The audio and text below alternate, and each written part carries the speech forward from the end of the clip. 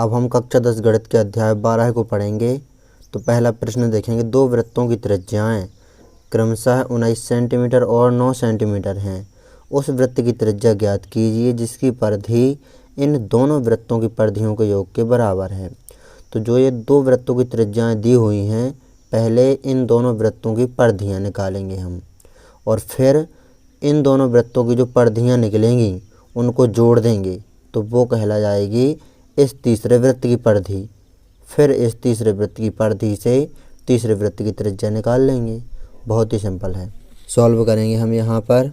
तो यहाँ पर पहले लिख लेते हैं, पहले वृत्त की त्रिज्या 19 सेंटीमीटर और दूसरे वृत्त की त्रिज्या 9 सेंटीमीटर। तो ये पहले वृत्त की त्रिज्या R1 मान ली, दूसरे वृत्त की त्रिज्या R2 मान ली। अब यहाँ पर पहले वृत्त की परिधि निकाल लेंगे और दूसरे वृत्त की परिधि निकाल लेंगे।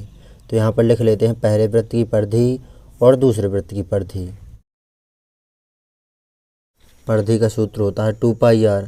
तो पहले वृत्त की परिधि तो 2πr, लेकिन पहले वृत्त की त्रिज्या है R1, तो यहाँ पर R1 लिख देंगे।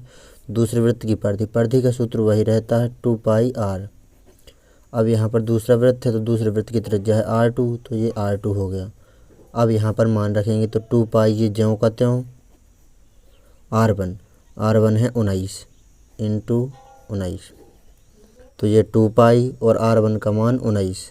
सॉल्व कर देंगे इसे, 19 दूनी 38 और ये पाई। तो पहले वृत्त की परिधि 38 पाई आ गई।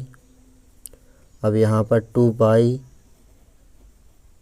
इंटू R2 का मान है तो ये 9 दूनी 18 और इंटू में पाई, तो ये 18 पाई आ गई दूसरे वृत्त की परिधि। अब हम यहाँ पर तीसरे वृत्त की परिधि निकालेंगे, क्योंकि यहाँ पर शर्त कही गई है उस वृत्त की त्रिज्या ज्ञात कीजिए जिसकी परिधि इन दोनों वृत्तों की परिधियों के योग के बराबर हो।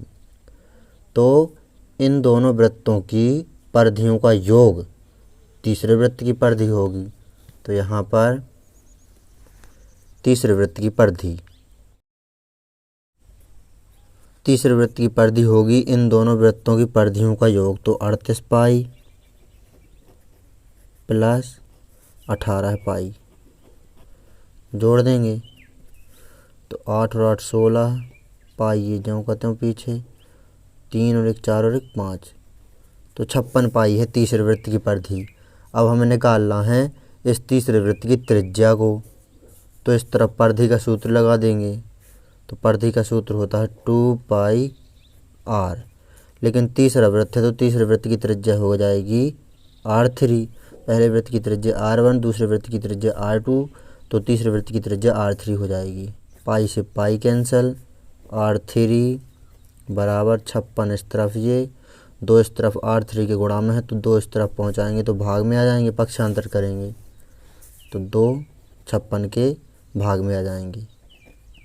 R3 2 का भाग देंगे 56 में तो 28।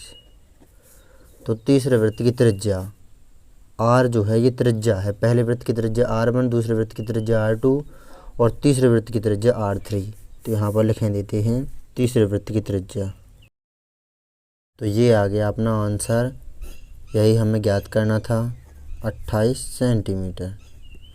प्रश्न में कहा गया है, देख सकते हैं आप, कि दो वृत्तों की त्रिज्याएं 19 सेंटीमीटर और 9 सेंटीमीटर है। तो ये दोनों वृत्तों की त्रिज्याएं लिख ली। उस वृत्त की त्रिज्या ज्ञात कीजिए, यानी तीसरे वृत्त की त्रिज्या ज्ञात करना है हमें जिसकी परिधि इन दोनों वृत्तों की परिधियों के योग के बराबर हो। तो ये दो वृत्त हैं जिनकी त्रिज्याएं ये हैं, इनकी परिधियों का योग तीसरे वृत्त की परिधि के योग के बराबर होगा। फिर वहाँ पर तीसरे वृत्त की परिधि से तीसरे वृत्त की त्रिज्या निकाल लेंगे। तो यहाँ पर पहले वृत्त की परिधि निकाली, दूसरे वृत्त की परिधि निकाली, 38 पाई 18 पाई आए, दोनों को जोड़ दिया तो तीसरे वृत्त की परिधि हो गई 56 पाई। अब परिधि का सूत्र होता है 2πr, लेकिन R3 ये इसीलिए लिखा क्योंकि तीसरे वृत्त की त्रिज्या को R3 मानेंगे, दूसरे वृत्त की त्रिज्या को हमने R2 माना, पहले वृत्त की त्रिज्या को R1 माना, तो तीसरे वृत्त की त्रिज्या हो जाएगी R3। पाई से पाई कैंसिल हो गया, 2 उस तरफ पक्षांतरित किए तो 2 भाग में पहुँच गए, 2 का भाग 56 में दिया तो 28 आ गया तीसरे वृत्त की त्रिज्या। तो ये है हमारा आंसर, तीसरे वृत्त की त्रिज्या 28 सेंटीमीटर। तो इसे आपको अच्छी तरह से नोट कर लेना है। यदि आप संपूर्ण कक्षा 10 NCERT गणित को हल सहित देखना चाहते हैं तो डिस्क्रिप्शन ज़रूर चेक करें। हमने संपूर्ण कक्षा 10 NCERT गणित को हल कर दिया है।